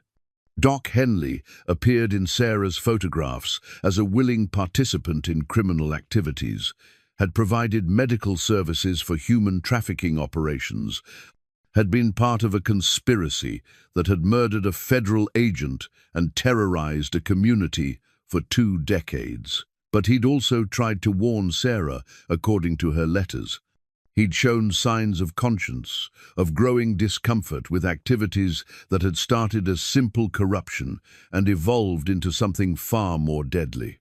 And his wife Martha had been dropping hints for years about secrets that needed to be exposed, about gardens that required weeding regardless of the disruption it might cause. "We're out of options," Amos said finally. "Federal agents are hunting us in tunnels they know better than we do. Local law enforcement is compromised. If we try to reach outside authorities without help, we'll be dead before we can make contact. Doc is our only chance, and if we're wrong about him, we're dead anyway." Rosa nodded reluctantly, understanding that survival sometimes required impossible gambles. They climbed into Doc Henley's basement, moving carefully through a space that looked deceptively normal medical supplies.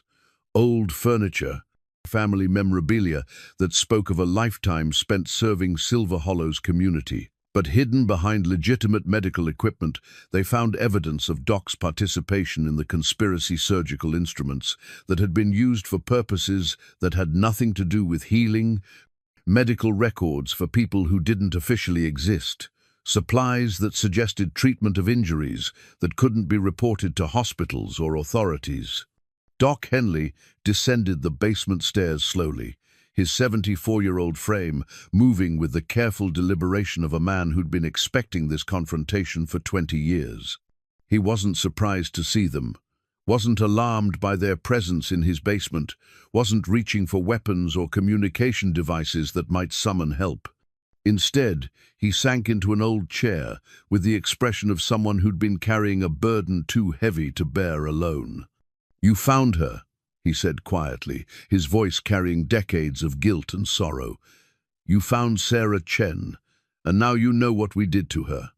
Amos stepped forward carefully, his hand near his service weapon, but not threatening immediate violence. "Doc, we know you tried to warn her. We know you've been carrying this guilt for 20 years. Help us bring justice for what happened. Help us protect this town from people who've been using it for criminal activities." Doc's weathered hands shook as he lifted them to cover his face, his shoulders sagging with the weight of confession that had been building for 2 decades. "I became a doctor to heal people, to save lives, to serve my community. But they made me into something else, made me complicit in things that violated everything I'd sworn to uphold." The story emerged in fragments, interrupted by tears and silences that spoke of trauma that had never healed. Doc had been approached gradually, carefully, by people who understood how to compromise good men through small steps that led to larger betrayals. A favor for a friend who needed medical attention without official records. Treatment for injuries that raised questions better left unasked. Medical supplies for activities that served the greater good, or so he'd been told. By the time I understood what I'd become involved in, they owned me completely, he said, his voice breaking with the admission. I'd treated too many patients who shouldn't have existed, provided too many services that couldn't be explained, kept too many secrets that would destroy my family and my practice if they became public. But Sarah Chen's death had been the breaking point that Doc had never been able to cross. He'd been told she was a criminal, a threat to community safety, someone whose elimination served justice. But he'd grown to respect her during her brief time in Silver Hollow, had seen her genuine care for people and commitment to truth that reminded him of his younger self. When they brought me her body and told me to dispose of it quietly, I couldn't do it, Doc said. I couldn't make a federal agent disappear as if she'd never existed, never mattered, never died trying to protect people. So I hid her, preserved her, kept evidence that someday someone might find and use to bring justice. Rosa leaned forward, her expression intense. Doc, we need your help to get Sarah's evidence to federal authorities who aren't compromised. We need someone they trust, someone with credibility, someone who can testify about what really happened here. Doc lifted his head, and in his eyes was something that might have been hope or determination or simple exhaustion with carrying secrets that had poisoned 20 years of his life. I've been waiting for this day since the moment they killed her. I've been preparing for it, gathering my own evidence, documenting everything I could remember or discover about their activities. He led them to a hidden safe behind his medical supplies, revealing documents and recordings that complemented Sarah's evidence with testimony from someone who'd been inside the conspiracy since its beginning. Financial records showing payments for medical services that violated federal law. Names and dates of criminal activities that Doc had witnessed or participated in. Most importantly, evidence of Assistant Director Webb's personal involvement in ordering Sarah's death. This is enough to bring down the entire network, Doc said, his voice growing stronger with the relief of finally speaking truth after decades of enforced silence. But getting it to people who can act on it won't be easy. Webb has resources throughout federal law enforcement, contacts in Congress, the ability to destroy careers and eliminate threats. Outside, the sound of vehicles approaching suggested their window of opportunity was closing. Federal agents and local conspirators were coordinating a manhunt that would end with their deaths and the evidence's destruction. But Doc Henley had spent 20 years preparing for this moment, developing connections and contingencies that might give them a chance to survive long enough for justice to prevail. There's someone I trust, he said, moving toward a secure communication system that looked far more sophisticated than anything a small-town doctor should possess. Someone who's been investigating Webb's network from within Congress, someone who has the authority and resources to protect witnesses and act on evidence like this.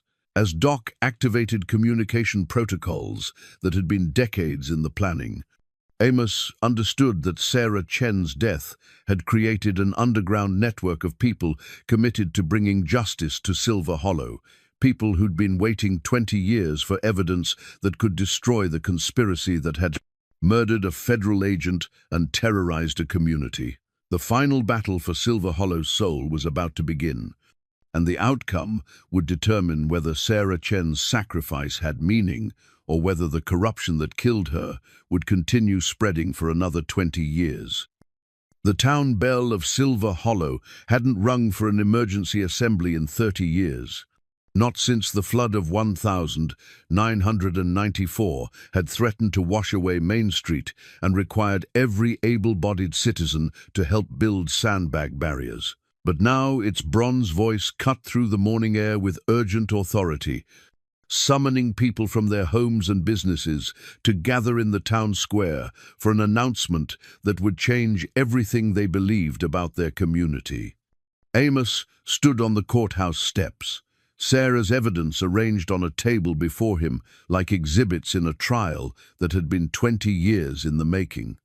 Rosa flanked him on one side, her hand resting near her service weapon as she scanned the growing crowd for threats they both knew were coming. Doc Henley stood on his other side, 20 years of guilt and fear, replaced by grim determination to finally tell the truth that had been eating at his conscience since Agent Sarah Chen's murder.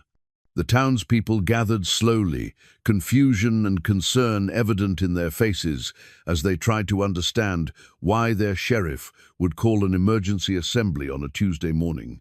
Mrs.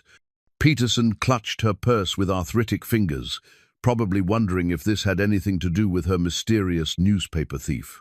Pete Kowalski swayed slightly as he found a place near the back, his bloodshot eyes suggesting he'd started his day's drinking early to cope with whatever crisis required public announcement. But scattered throughout the crowd were faces that told a different story, people whose expressions showed they understood exactly why Sheriff Callahan had called this gathering, who knew what evidence he'd uncovered, who were calculating whether they could escape before truth destroyed the carefully constructed lies that had protected their criminal enterprise for 2 decades. Thomas Mackenzie stood near the bank's entrance, his banker's composure cracking as he recognized documents spread across the table that should have remained buried with Sarah Chen's bones. Mayor Patricia Walsh emerged from the municipal building with practiced political calm, but her eyes held the cold calculation of someone preparing for damage control that might require permanent solutions. Sheriff Jake Morrison's county vehicles were positioned at strategic points around the square, their occupants wearing tactical gear that seemed excessive for a routine public announcement. But Amos knew these weren't legitimate law enforcement officers. They were Webb's assets. Professionals whose job was to ensure no evidence from this gathering ever reached federal prosecutors who might act on it. "Citizens of Silver Hollow," Amos began, his voice carrying clearly across the square without artificial amplification, the way it had during 30 years of community meetings and civic celebrations. "I've called this gathering to share information about criminal activities that have been operating in our town for more than 20 years. Activities that have cost lives and corrupted the institutions we've trusted to protect us." The crowd stirred uneasily, conversations breaking out as people tried to understand what their sheriff was telling them. But Amos continued, his voice growing stronger as he felt the weight of Sarah's evidence backing his words. 20 years ago, a young woman named Sarah Mackenzie disappeared from Silver Hollow under circumstances that were never properly investigated. What you don't know is that Sarah Mackenzie was actually FBI agent Sarah Chen, sent here to investigate corruption and criminal activities that federal authorities had detected in our community. The reaction was immediate and chaotic gasps of shock, angry denials, demands for proof from people who couldn't believe their peaceful town harbored such secrets. But Thomas Mackenzie's face had gone pale, and Mayor Walsh was already moving toward the municipal building, where communication equipment would allow her to contact Webb's network for emergency response. Agent Chen spent 6 months documenting evidence of drug trafficking, money laundering, weapons smuggling, and human trafficking operations that used Silver Hollow as a distribution center. Amos continued, lifting photographs that showed respected citizens participating in activities that violated federal law. She gathered proof of corruption involving local officials, law enforcement personnel, and federal agents who were protecting these criminal enterprises from investigation. The crowd's mood was shifting from confusion to anger as people began to understand the implications of what they were hearing. Their town had been used, their trust betrayed, their safety compromised by people they'd elected and respected for decades. But the anger was mixed with fear, as they also began to realize that knowledge of such activities might make them targets for elimination. Doc Henley stepped forward, his voice shaking but determined as he began his own confession. "I was one of the people involved in these criminal activities. I provided medical services for human trafficking victims, treated injuries that couldn't be reported to hospitals, participated in activities that violated everything I swore to uphold as a physician." The crowd's attention focused on Doc, with the intensity of people watching their world collapse in real time. This wasn't their sheriff making wild accusations. This was their trusted family doctor admitting to crimes that had been hidden beneath the surface of their daily lives for 20 years. But when they brought me Agent Chen's body and ordered me to dispose of it, I couldn't cross that line, Doc continued, tears streaming down his weathered face. I couldn't make a federal agent disappear as if she'd never existed, never mattered, never died, trying to protect all of you from criminals who were using your town for illegal activities. Mayor Walsh had reached the municipal building and was speaking urgently into a communication device, her political composure finally cracking as she coordinated response to a situation that threatened to destroy the entire conspiracy. Around the square, people in tactical gear were moving into position with the coordination of professionals preparing for violence rather than crowd control. But Amos had one more revelation that would change everything, evidence that would ensure the truth couldn't be contained by eliminating witnesses or destroying documentation. The evidence Agent Chen gathered before her murder has been transmitted to congressional oversight committees, federal prosecutors outside the FBI chain of command, and journalists who specialize in government corruption, he announced, his voice carrying across the square with the authority of someone who'd spent his life protecting the community now gathered before him. The criminal network that killed her and terrorized this town for 20 years is already being dismantled by federal agencies that aren't compromised by the corruption she died exposing. The statement was partly bluff. Doc's contacts had promised to act on the evidence, but needed time to coordinate response that wouldn't be blocked by Webb's network within the FBI. But it served its purpose, causing confusion among the conspirators who were trying to decide whether elimination was still possible or if damage control required different strategies. Thomas Mackenzie broke first, abandoning his position near the bank and running toward the tunnel entrance that would allow him to escape through the underground network that had facilitated 20 years of criminal activity. But Rosa was ready for such attempts, coordinating with loyal sheriff's deputies who'd been positioned to prevent escape through routes the conspiracy had used for decades. The carefully maintained facade of Silver Hollow as a peaceful rural community was crumbling in real time, revealing the criminal infrastructure that had operated beneath the surface of daily life for 2 decades. And at the center of the collapse stood Sheriff Amos Callahan, finally bringing justice for FBI agent Sarah Chen's murder while protecting the citizens who'd been unknowingly living above a network of tunnels used by international criminals. Amos's father's gun felt familiar in his hands as he took cover behind the courthouse steps, its weight and balance unchanged despite decades in storage since the old sheriff's death. The weapon had served 3 generations of Callahan lawmen, had kept the peace through range wars and cattle rustling, through prohibition and depression, through all the challenges that came with protecting a community from those who would exploit its trust and safety. Now it would serve one final time in the hands of a sheriff facing the ultimate betrayal of everything law enforcement represented. The tactical team advancing across the town square wore federal insignia but served criminal masters, their equipment purchased with money stolen from the community they were now terrorizing. Sheriff Morrison coordinated their movement with hand signals that demonstrated professional competence corrupted by decades of criminal loyalty, his authority as a law enforcement officer perverted into protection for those who profited from human suffering. But the citizens of Silver Hollow were no longer passive victims of conspiracy and corruption.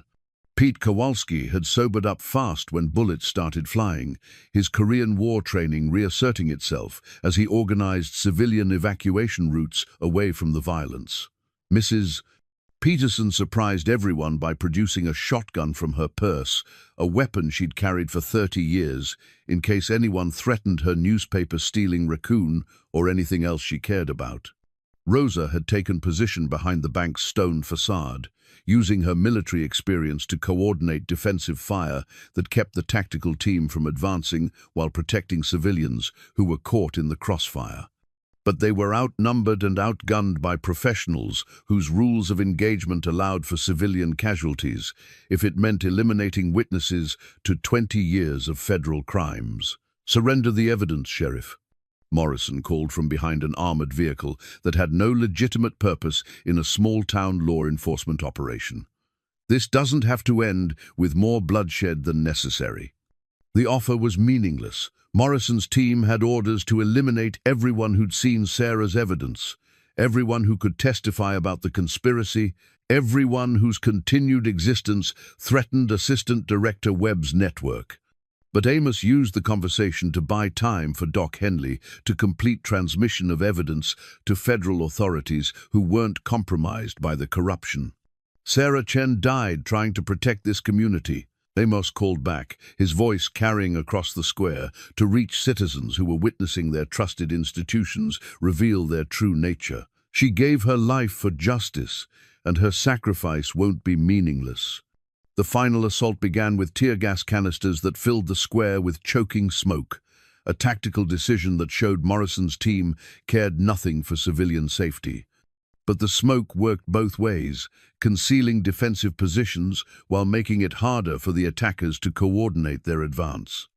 In the chaos of smoke and gunfire, Thomas Mackenzie made his final play for escape, emerging from the tunnel system with a suitcase full of cash and documents that could implicate him in federal crimes spanning 2 decades. But he found his escape route blocked by Martha Henley, Doc's 72-year-old wife, standing in the middle of Main Street with a garden hose and an expression of absolute moral outrage. "Thomas Mackenzie," she said with the voice she'd used to scold misbehaving children for 50 years of Sunday school teaching, "you put that suitcase down and march yourself back to face what you've done to this community." The absurdity of the confrontation, an elderly woman with a garden hose facing down a desperate criminal, might have been comedic under different circumstances. But Thomas was carrying a weapon, was willing to kill anyone who stood between him and escape, was beyond the reach of moral authority or community shame. He raised his pistol toward Martha with the mechanical efficiency of someone who'd already crossed lines that couldn't be uncrossed. But Doc Henley's confession had included more than just testimony about his own participation in criminal activities. It had also revealed the locations of weapons, caches, and defensive positions that the conspiracy had prepared for. Exactly this kind of emergency. The shot that took down Thomas Mackenzie came from Mrs. Peterson's shotgun, fired by a 78-year-old woman who decided that protecting her community's newspaper delivery was less important than protecting its citizens from criminals who'd been exploiting them for decades.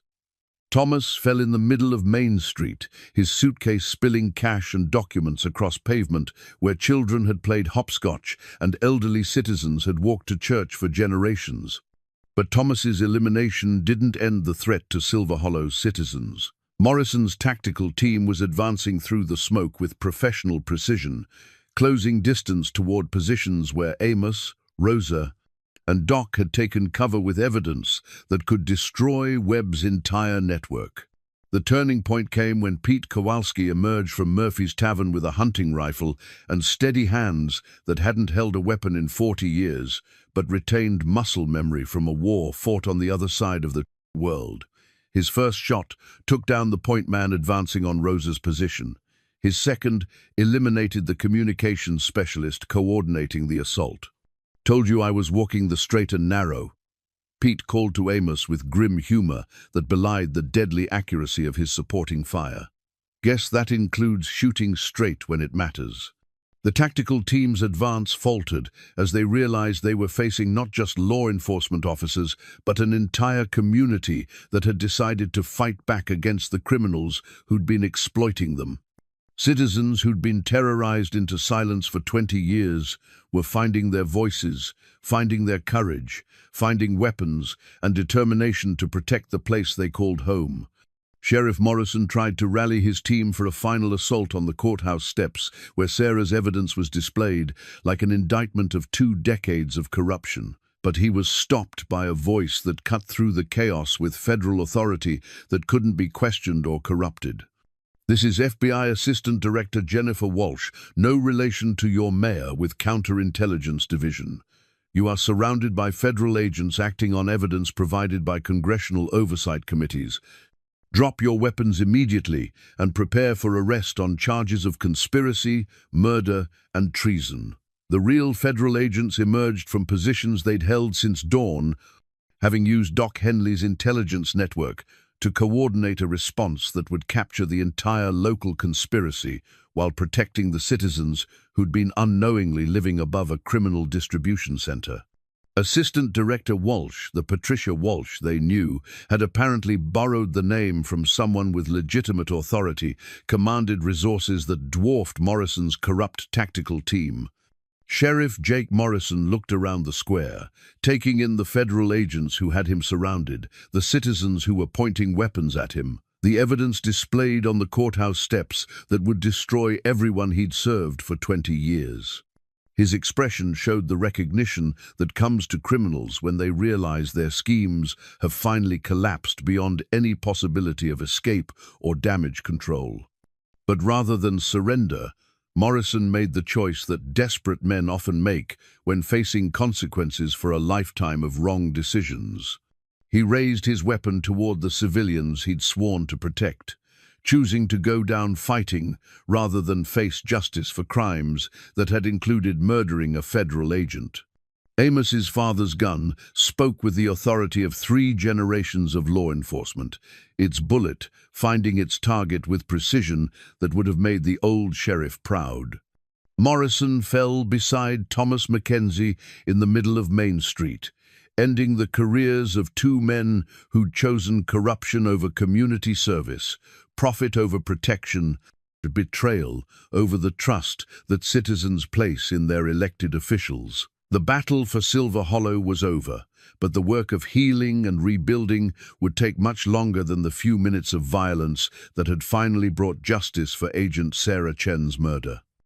The FBI Commendation Medal felt heavier than its metal composition should allow, its weight seeming to concentrate 20 years of guilt, love, betrayal, and finally justice into a piece of bronze and ribbon that represented Agent Sarah Chen's sacrifice for a community she'd grown to care about more than her own safety. Amos held the posthumous decoration carefully as he stood beside her properly marked grave in Silver Hollow Cemetery, where she could finally rest among the people she'd died trying to protect. 3 months had passed since the confrontation in the town square that had ended the criminal conspiracy and brought federal attention to corruption that reached from small-town banks to the highest levels of law enforcement. Assistant Director Marcus Webb was serving life in federal prison, his network of corrupt agents and local assets dismantled by congressional investigations that had used Sarah's evidence to expose decades of criminal activity disguised as legitimate government operations. Mayor Patricia Walsh, who turned out to be Patricia Wallace, a mid-level criminal using false credentials to coordinate political protection for the conspiracy, had cooperated with federal prosecutors in exchange for a reduced sentence. Her testimony had led to arrests throughout the Southwest, dismantling human trafficking operations that had used Silver Hollow's tunnel network to transport victims across state lines. Thomas Mackenzie's bank had been seized by federal regulators, its assets frozen, while investigators worked to separate legitimate community funds from money laundered through international criminal enterprises. The citizens of Silver Hollow were gradually recovering their savings, though the process would take years and the trust would take even longer to rebuild. Doc Henley had received immunity in exchange for his testimony and cooperation, but he'd surrendered his medical license voluntarily, unable to continue practicing medicine after violating his oath so thoroughly. He spent his days now tending Martha's garden, finding peace in nurturing life after decades of being complicit in activities that had destroyed it. His testimony had been crucial in ensuring that other medical professionals involved in human trafficking operations received appropriate punishment. But it was the human cost that weighed most heavily on Amos as he placed fresh flowers on Sarah's grave. families torn apart by the revelation that respected citizens were criminals, children struggling to understand how their teachers and neighbors could have participated in such terrible activities, elderly residents confronting the possibility that their entire adult lives had been spent in a community built on foundations of corruption and violence. Rosa had been promoted to sheriff with unanimous support from the county commissioners, her integrity and courage during the crisis, earning respect from citizens who needed law enforcement they could trust without reservation. She'd kept Amos on as deputy, though they both understood his heart wasn't in routine police work anymore. The weight of Sarah's memory, the complexity of his feelings about their relationship, the exhaustion that came from learning how deeply corruption had penetrated everything he'd trusted, all of it made simple law enforcement seem inadequate to the challenges facing Silver Hollow's future. "She would have been proud of what you did," Rosa said, joining him beside the grave marker that bore Sarah's real name and FBI badge number. Agent Chen died, believing the evidence might never surface, that her sacrifice might be meaningless. But you made sure her work mattered. Amos nodded, though pride felt like the wrong emotion for survival that had cost so many lives and revealed so many painful truths. "I just wish I'd understood who she really was while she was alive. Wish I'd been someone she could trust with the truth, instead of someone she had to investigate. She did trust you, eventually. The letters make that clear. She fell in love with you despite her professional training. Requested transfer to protect both you and the mission. That's not something agents do for targets, they're just manipulating." The consolation helped, but couldn't entirely heal wounds that went deeper than professional betrayal. Every memory of their relationship now carried the complexity of knowing it had begun as federal surveillance, that her initial interest had been assignment rather than attraction, that she'd been trained to read his emotions and exploit them for intelligence purposes. The love that had developed was real, but it had grown from foundations of deception that complicated every tender moment they'd shared. Pete Kowalski approached from the cemetery entrance, moving with the steady gait of a man who'd found purpose in his final years. Sobriety had come naturally after the confrontation that had tested his old military training, and he'd become an unofficial guardian of Silver Hollow's healing process. His war experience helped him understand how communities recovered from trauma, how people found meaning after discovering their trust had been betrayed. "Afternoon, Sheriff Deputy," he said with the courtesy that had always marked his interactions, despite decades of alcoholic haze. "Thought you'd like to know the state investigators finished their report on the tunnel system. Going to seal most of the entrances, turn the main chambers into a museum about Prohibition history and the importance of community vigilance against corruption." The decision made sense. The tunnels were part of Silver Hollow's history, for better and worse, and pretending they'd never existed wouldn't serve anyone's interests. Better to acknowledge the past honestly, learn from it, use it to educate future generations about how easily trust could be exploited by those who sought to profit from community vulnerability. "How are people adjusting?" Rosa asked, a question that had occupied much of her attention since taking over as sheriff. The psychological impact of learning their community had been built on criminal foundations was still affecting everyone, from children afraid their neighbors might be secret criminals to elderly residents questioning every relationship they'd built over decades of small-town life. "Better than you might expect," Pete said thoughtfully. "Turns out people are more resilient than they give themselves credit for." Mrs.